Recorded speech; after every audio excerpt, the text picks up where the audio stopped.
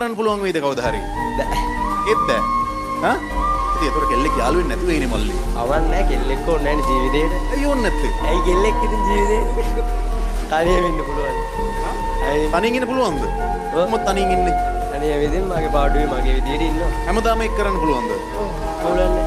දැන් ඉන්න විදියට. ඇයි ඔයාලට ඔච්චර කෙල්ලෙක් එපා කියන්නේ මොකද්ද ඔයාගේ ජීවිතේට උණු අසාධාරණේ? නෑ කෙල්ලෙක් හිටියාම නීති වැඩි කොහෙවත් යන්න බෑ යාළුවොත් එක්ක ඒකයි. හැමදාම ඔය ඇවිදින්න යන්න ඕක හැමදාම කරාම ජීවිතේ ඕක පස්සට යද්දී ඕක හරි නීරස වෙනවනේ. නෑ කෙල්ලෙක් ඉඳලා තියනවද? එයා එපා කරාද එපා කියන එක? මොනවද කරේ? නවත්තමු කියලා ගියා. කාත් එක්කද? ඔල්ලෙක් දැන් මට පේන විදියට ඔයා මේ එතන තාම නැවතිලා ඉන්න ඕකයක් මට තේරෙන්නේ.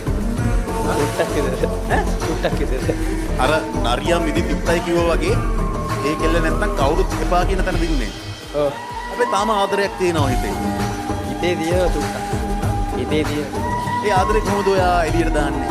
එළියට දාන්නේ නැහැ ඉර කරගෙන ඉන්නවා. ඉර කරන් ඉන්න එපා. ඉතින් එළියට දාමු අද තමයි හොඳම දවස. දැම්ම කියලා වැඩක් නැහැ. දැම්ම කියලා වැඩක් නැහැ. දැම්මහම වැඩක් වෙන අවස්ථාවක් තියෙනවා. නෑ? එන්නේ නැති වෙයිද? නෑ ආයෙ ඉන්නේ. ආවොත් ආයෙ આવුත් බාර ගන්න. මාර ගන්නවා.